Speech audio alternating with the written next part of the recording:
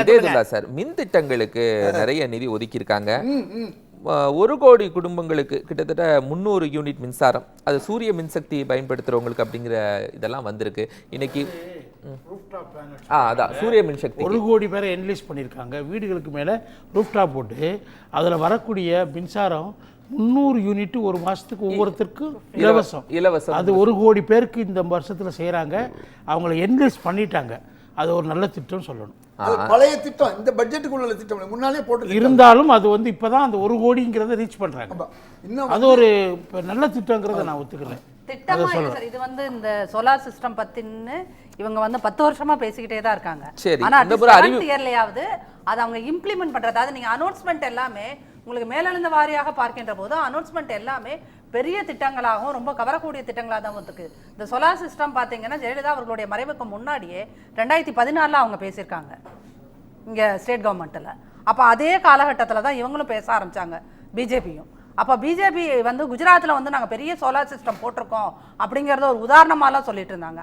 அது ஏன் இந்தியா முழுக்கும் வந்து சோலார் எனர்ஜிக்கான நீங்கள் ஒட்டுமொத்தமாக சொல்கிறது சோலார் எனர்ஜியை இம்ப்ரூவ் பண்ணுறதுக்கான சிஸ்டம், அதாவது கிரீன் கார்பன் உற்பத்திக்கான சிஸ்டம், அது வேறு. வீடுகளில் சோலார் பேனல் போட்டு ஒவ்வொரு வீட்டுக்கும் 300 யூனிட் தரதுங்கிறது ரீசெண்டாக பண்ணது. அந்த சோலார் அது இப்போ 1 கோடி பேருக்கு இந்த ஆண்டு தரப்போறாங்கிறது இதே இதுல சார் பேசிட்டோம் அவருடைய நேரம். அதாவது சோலார் திட்டம் நல்ல திட்டங்கிறது ஏதோ அது காலம் வந்தால் வரத்தான் செய்யும். ஒவ்வொரு காலகட்டத்தில் ஒவ்வொரு முன்னேற்றங்கள் வருது. சோலார் திட்டத்தை வந்து இவங்க கொண்டு வந்ததே மிக தாமதம் தான். அதை கடந்த 6 மாதத்துக்கு முன்னால் அதை சொன்னாங்க. இன்னைக்கு அந்த 1 கோடி பேருக்காக வேண்டி இவ்வளோ பண்ணாங்க இல்லையா, பல கம்பெனிகளுக்கு அதுக்கு போக வேண்டிய பணம் போகலைங்கிறது தான் எனக்கு வந்த தகவல். 2வது ஒரு விஷயம், உங்களுக்கு வந்து இந்த விவசாயிகளுடைய தற்கொலை ஏன்னு நாச்சியார் அழகாக கேட்டாங்க. நீங்கள் விவசாயிகளுக்கு உதவி பண்ணாங்கன்னா விவசாயியுடைய கடனை நீக்கிருக்கணும். எப்படி காங்கிரஸ் ஆட்சி வந்த உடனேயே 70,000 கோடி அன்னைக்கு நீக்கினாங்க. இன்னைக்கு நீங்கள் 7 லட்சம் கோடி நீக்கியிருக்கணும். கடனை நீக்கினா தான் அவனுடைய தற்கொலையை நீங்கள் தடுக்க முடியும். நீங்கள் ஏற்கனவே விவசாயம் பண்ணிக்கிட்டு இருக்காளுக்கு நீங்கள் பணம் கொடுத்தேன்னு நீங்கள் சொல்கிறீங்க. அது மட்டும் இல்லாமல் தொழிலாளர்களுக்கு விடுதி கட்டுறேன். நான் என்ன கேட்குறேன், தொழிலாளர் குடும்பங்கள் வந்து பிரச்சனையில் இருக்குது. அந்த தொழிலாளர் குடும்பங்களுக்கு அந்த சம்பள உயர்வு, அவர்களுக்கு கொடுக்கக்கூடிய பல்வேறு உதவிகளை விட்டுட்டு நான் இனிமே விடுதி கட்ட போகிறேங்கிறீங்க. நான் நல்ல திட்டம். விடுதி கட்டுறது எப்படின்னா, நான் சீனாவுக்கு பல முறை போனவன். அங்கே எப்படின்னா அந்த சிஸ்டத்தை இங்கே கொண்டு வரணும். விடுதி கட்டுறது முக்கியமல்ல, அங்கே கிராமப்புறங்களில் இருக்கிற தொழிலாளர்கள் வந்து இங்கே தங்குவாங்க. 2 மாதத்துக்கு தொடர்ந்து வேலை பார்ப்பாங்க. அப்புறம் தான் ஒரு நாள் வேலை ஊருக்கு போவாங்க. அதனால் இங்கே ப்ரொடக்ஷன்ஸ் அதிகமாகுது சீனாவில். இங்கே அப்படி இல்லை. நீங்கள் விடுதி கட்டிட்டு அவங்களுக்கு வந்து அவங்களை நீங்கள் முழுசாக ஃப்ரீயாக விட்டுற முடியாது. இப்போ பிரச்சனை என்னன்னு சொன்னால், இந்த நான் ஏற்கனவே சொன்ன பாருங்கள், இந்த எம்எஸ்எம்இயை அழிக்கிறது, எம்எஸ்எம்இ அழிஞ்சு போனதுக்கு வந்து உதாரணமாக கலை அழகாக சொன்னார். தமிழ்நாட்டில் மட்டும் இல்லை, திருப்பூர் மட்டும் இல்லை, இந்தியா முழுக்க எம்எஸ்எம்இ பல லட்சம் கம்பெனிகள் மூடப்பட்டிருக்கு. நீங்கள் அவங்களுக்கு செய்கிறத விட்டுட்டு முத்ரான்னு சொல்கிறதே பண்ணிட்டு போகிறீங்க. 3வது, இந்தியாவில் பிரதமர் நேருலேருந்து வாஜ்பாய் வரை பிபிசி எல்லாருமே பொதுத்துறை நிறுவனங்களை உருவாக்குனாங்க. கிட்டத்தட்ட 200க்கு மேற்பட்ட பொதுத்துறை நிறுவனங்களை உருவாக்குனதுனால நடுத்தர மக்கள், ஏழை மக்கள், அதில் வந்து அரசு வேலை கிடைக்காதவங்களாம் அதில் போய் வேலை பார்த்தாங்க. இன்னைக்கு பொதுத்துறை நிறுவனங்களை விற்க ஆரம்பிச்சிட்டீங்க. நீங்கள் புதிய பொதுத்துறை காங்கிரஸ் விற்கிறதுக்கு காரணம் காங்கிரஸ் முழுக்க முழுக்க திவாலாக்கக்கூடிய நிலைமையில அரசாங்கம் ரன் பண்ண முடியும். சொல்லுங்க, ரன் பண்ண முடியும் சொல்லுங்க. 2வது சுற்றுல குறிக்கலாம் தப்பில்லை. இப்போ நான் என்ன சொல்ல வர்றேன், அதாவது காங்கிரஸ் தான் உருவாக்குச்சு பொதுத்துறை நிறுவனங்கள். அது பக்ரானங்கள் திட்டமாக இருக்கட்டும், விவசாய திட்டங்களாக இருக்கட்டும், அணைக்கட்டுகளாக இருக்கட்டும், அதே மாதிரி ரூர்கெலாய், பிலாயி, இந்த மாதிரி நம்ம ஊரில் எத்தனை பிஹெச்இஎல், நெய்வேலி, பலதையும் உருவாக்குனது காங்கிரஸ். இவங்க வந்து ஒன்றை கூட உருவாக்கலை. இல்லை, அது வளர்ச்சிக்காக சொல்கிறாங்கல்ல. இப்போ நாங்கள் பொதுத்துறை தனியார்மயமாக்கும் போது இன்னொரு வளர்ச்சி பாதையில் போகுது. அதனால வேலை வாய்ப்புகள் அதிகரிக்கிறது. வேலை வாய்ப்பு அதிகமாக கொடுக்கறது வந்து எம்எஸ்எம்இ ஒரே நிமிஷம் பொதுத்துறை நிறுவனங்கள் தான். நான் சொல்லி முடிச்சுக்கிறேன். இப்போ இன்ஃப்ராஸ்ட்ரக்சருக்கு 11 லட்சம் கோடி கொடுக்குறோம்னு சொல்றது, அந்த இன்ஃப்ராஸ்ட்ரக்சர்ல எத்தனை பொதுத்துறை நிறுவனங்களை புதுசாக உருவாக்குறீங்க? அதுதான் உங்களுக்கு டாக்ஸையும் கொடுக்குது, வேலை வாய்ப்பை கொடுக்குது, அந்த வருமானத்துடைய லாப பங்கையும் கொடுக்குது. இப்போ பொதுத்துறை நிறுவனங்களை போனால் நீங்கள் விற்கிறீங்க.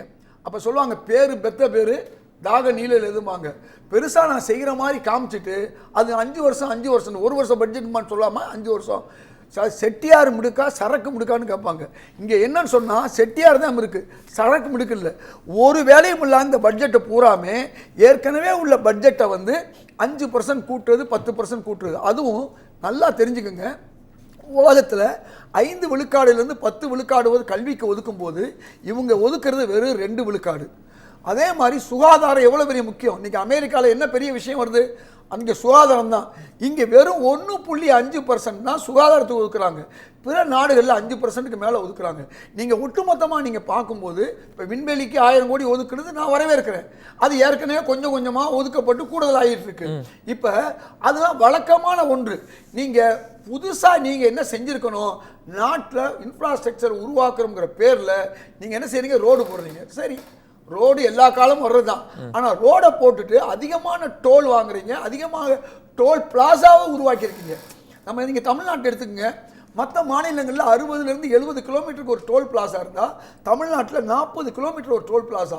அப்போ தமிழ்நாட்டில் வரி அதிகமாக எவ்வளவு கசக்கி புளியுமோ முடியுமோ அதை தமிழ்நாட்டில் மத்திய அரசு புரியும். ஆனால் தமிழ்நாட்டுக்கு ஏதாவது செய்தா இல்லை.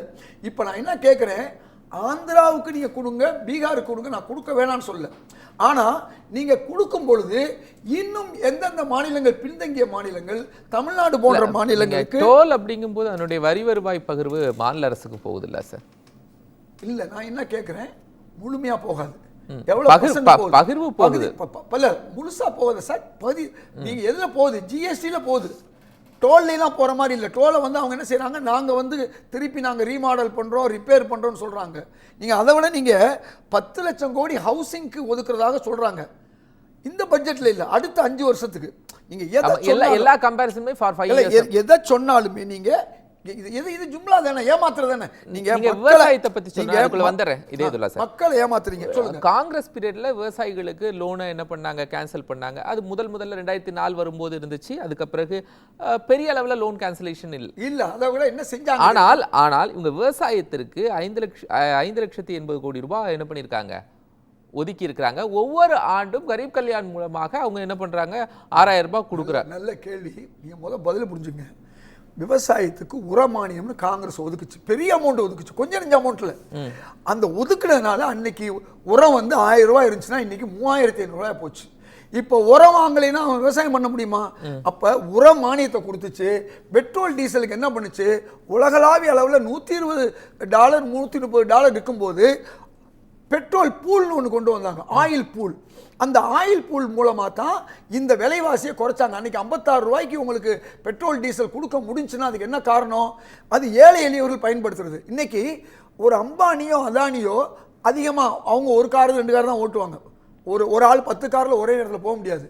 ஆனால் ஏழைகள் நடுத்தர மக்கள் தான் போகிறாங்க, அவங்க தான் பணம் கட்டுறாங்க. இப்போ நீங்கள் டேக்ஸு, அழகாக ஒரு விஷயம் கலை சொன்னார், டேக்ஸை பொறுத்தவரை பணக்காரர்கள் கட்டுறதை விட ஏழைகள் தான் அதிகமாக கட்டுறாங்க. அதே நேரத்தில் கடன் தள்ளுபடி பணக்காரர்களுக்கு கிடைக்குது, இவங்களுக்கு கிடைக்கல.